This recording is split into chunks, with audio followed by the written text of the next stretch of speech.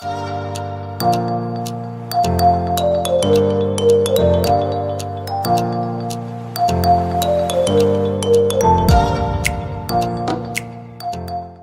so let me get into these 5 areas that I think are worth considering as you look to the future and sort of coming out of the last several months of disruption.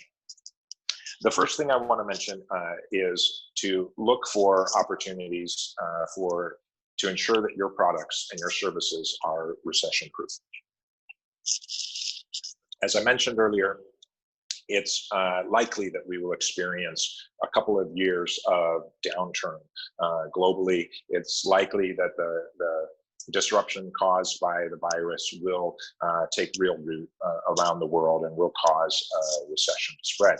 And so if you're a small business or a medium business or even a large business, you would be looking now at your portfolio of products and services, whether it's something you make or something that you do for others. The pandemic has shown that there are some products and services which are more necessary than others. And so if you consider the definition that's been used globally for essential workers, you'll see very quickly that there are some types of products and services that need to keep running regardless of the state of the economy. And if you have a lot of products and services that are not in that category, then you may consider expanding and extending into some that are. I'm not saying that you should abandon your current products or that you should give up on anything new and different, but I do feel very strongly that you should say, let's make sure that we have a few things in here that can still make us some money, even if the economy is not great.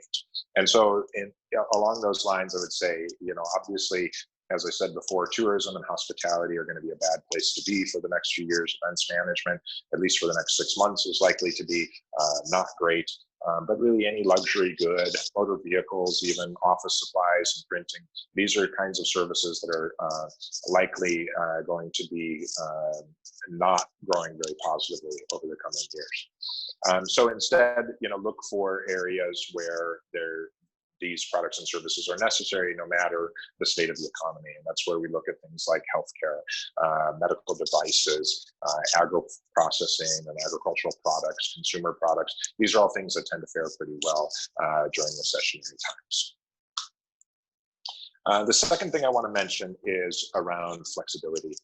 As I said earlier on in the context section, I do believe that we will see multiple waves of impacts from the pandemic. We are not yet in the clear. It is likely to come back multiple times and haunt us in multiple ways.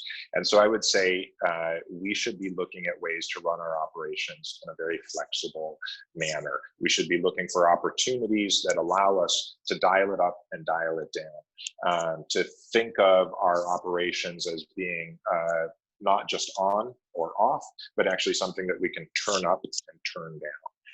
And so to that end, having flexible staffing models, right? Working in smaller batches, making new ways to work, looking for opportunities for people to work in the context of the coronavirus, such as remote working and having social distance measures built into your workplace.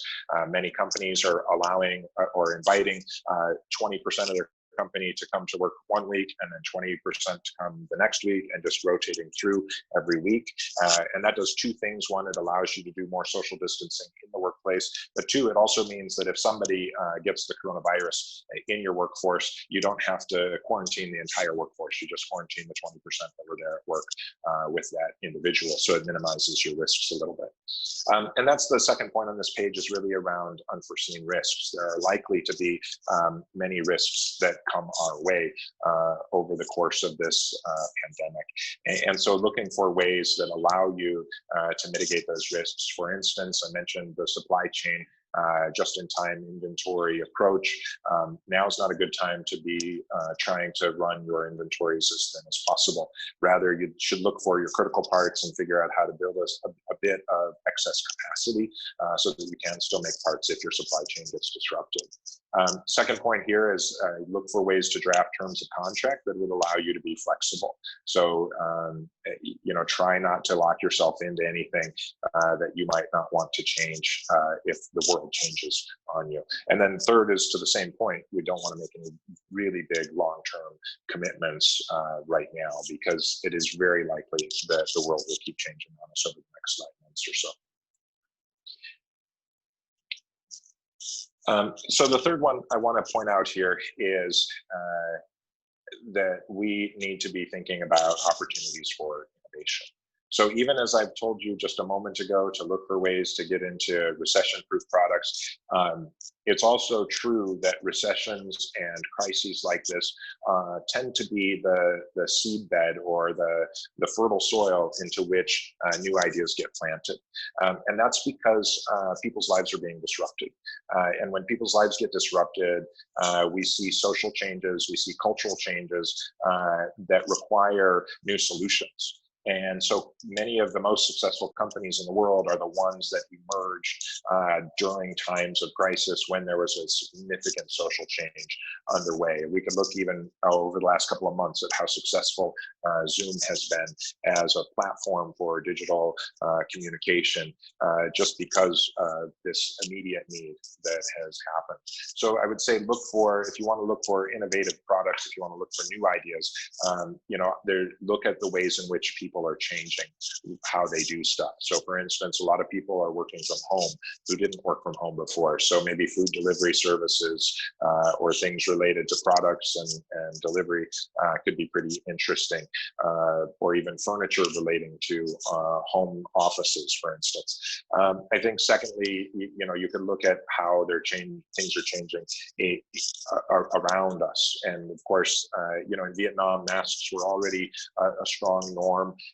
But of course, it's likely that they're becoming a global standard. So if you're a product developer and you wanted to come up with more comfortable masks, more attractive masks, this might be a great time to do that, for instance. And then, of course, this final category, transportation and hotels, tourism, they're going to have to adapt significantly. And they already are. There's many examples of hotels that are putting into place and trying out, experimenting with very different tactics for how they handle room cleaning, how they handle check-in, how they handle restaurants and breakfast buffets, so that they can be responsive to this and they can provide a service that their clients will be comfortable with. Okay, fourth, I think really important for us to be developing partnerships beyond the US and China. So certainly the long-term and short-term impacts are going to be felt there perhaps most significantly. I think Europe also is really reeling from this experience right now.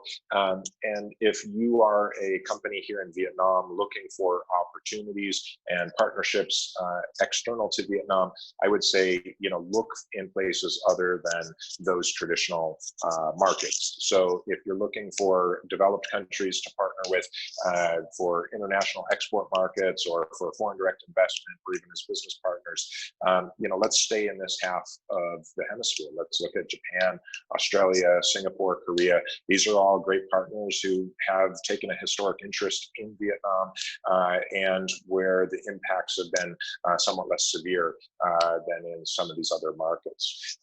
And then if you're looking at supply chain partners, obviously China has been such an important player in the global supply chain, but I do believe that the rest of ASEAN is going to step up to fill that void. And so we should be looking for partnerships throughout ASEAN. And then finally, my fifth point here is really around domestic markets, right? We're at a stage of development as a country where we should begin to diminish the share of our economy that's coming from FDI and from exports. Our growth has been absolutely remarkable the last few decades.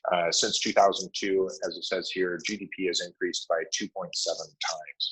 And of course, the growth prospects continue to be quite robust here in Vietnam. We have a stable government, we have a strong and growing middle class, all of the points I've mentioned previously. However, if you look at the economic structure today, the vast majority of the domestic private sector is still at the household sector. So we have, a significant share that comes from state-owned enterprises. We have a significant share that comes from foreign direct investment, but we do not have a significant share coming from the domestic private sector. It's only 9 or 10% today. Rather, we have about 40% of the economy today that is coming from what we call household level, which is basically businesses that are not formalized businesses. These are informal businesses. So they do not grow at the same rate. They don't pay taxes. They're not recognized, and they don't have access to capital and resources to be able to grow like the private sector economy does. So now is the right time to pivot toward domestic markets, and certainly the market is there and is ready to receive it. And the nature of this pandemic suggests that we should accelerate that pivot, so that we should be looking more and more for opportunities to serve clients and markets and audiences here within Vietnam. So I would say if you have a business that currently primarily serves international customers, then I would look for customers here in Vietnam, and I would look to change the business model, or to at least put a share of your offering into the Vietnamese market. And that might mean that you have to retool, that you have to change some things. You might have to change the nature of your products. You might have to change your advertising or how you put together your packaging. You might have to change your pricing strategy. And along with that, you might have to change your quality assurance and your quality strategy.